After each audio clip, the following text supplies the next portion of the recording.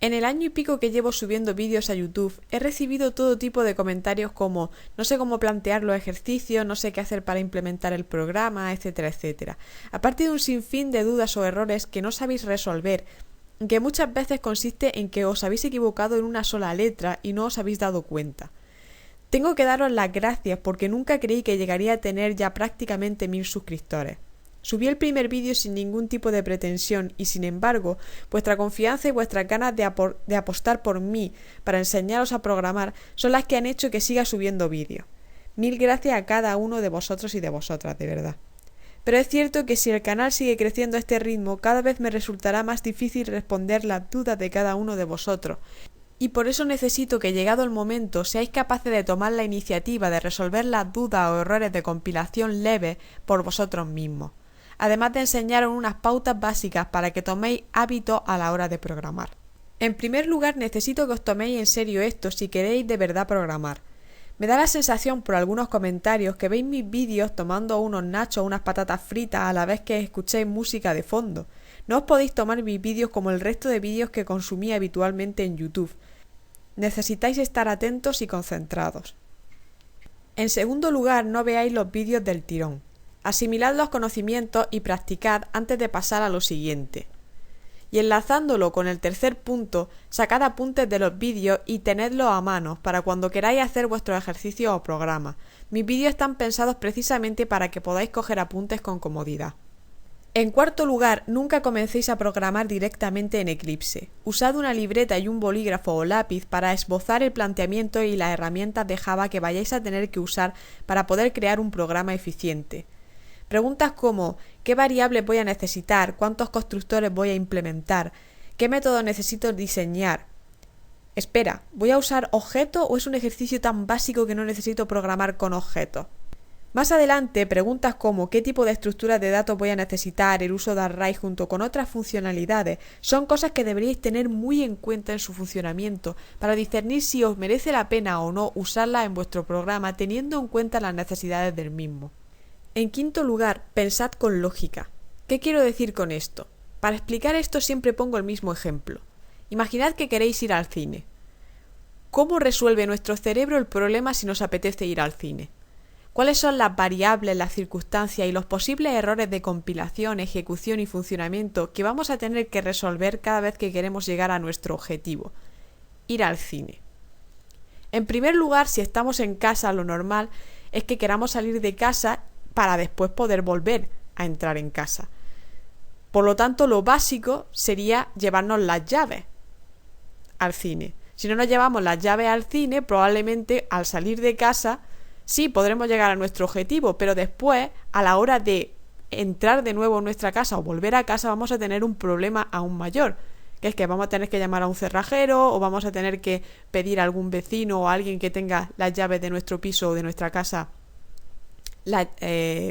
dichas llaves para poder entrar. Entonces al final sí vamos a poder llegar al objetivo, pero vamos a tener un montón de problemas de entre medias que vamos a tener que solucionar y que desde luego no van a hacer eficiente nuestro programa en caso de que quisiéramos hacer un programa. Otro problema que tendríamos, por ejemplo, a la hora de ir al cine.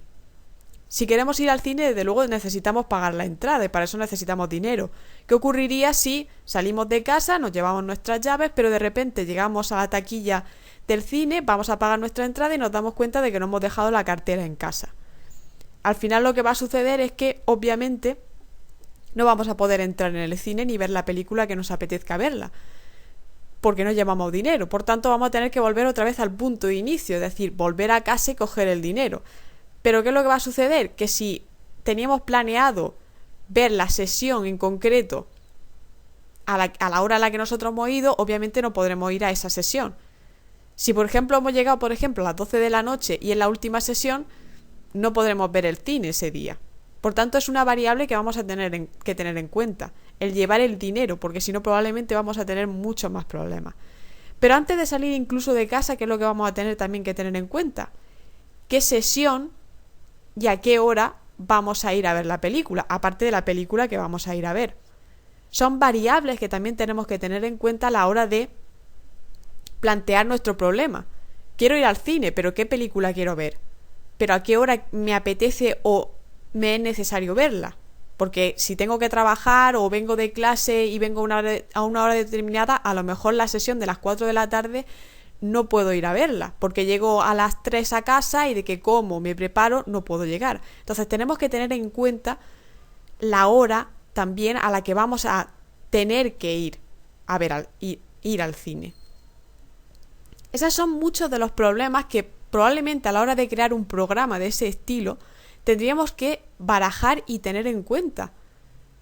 Y por supuesto conseguir que nuestro programa resuelva, porque si no obviamente nunca llegaríamos al objetivo, que en definitiva es ir y ver una película.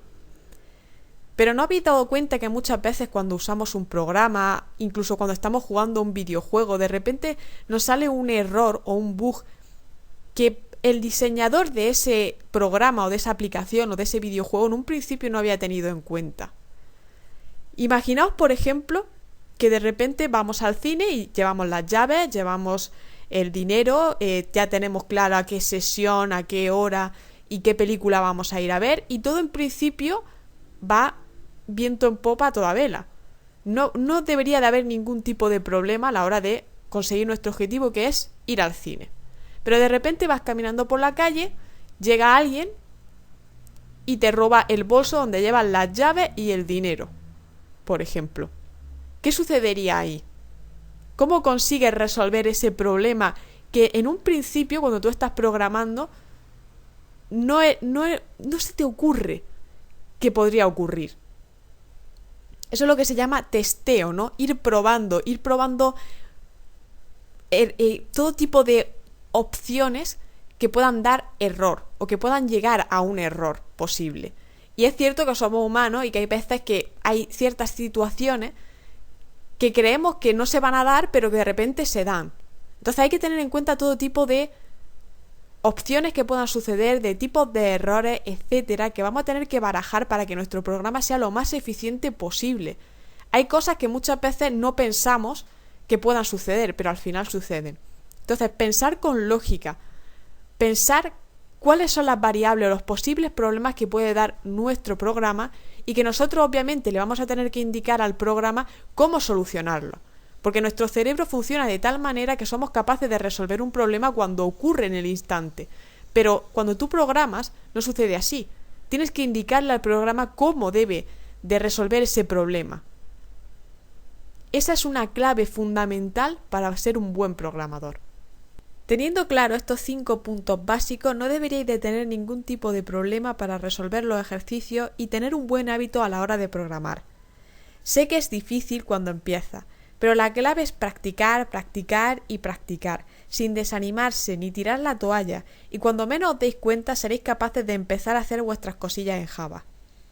Y también, fundamental, intentad hacer las cosas por vosotros mismos, y cuando estéis hartos de que os salga otra vez el mismo error, entonces como última opción, preguntadme vuestras dudas. Seguiré respondiendo comentarios y resolviendo dudas, porque para eso empecé en esto, para ayudaros. De nuevo, mil gracias a todos los que habéis confiado en mí para aprender, y un saludo enorme para todos vosotros y vosotras allá donde me estéis viendo. Nos veremos en un próximo vídeo. Chao.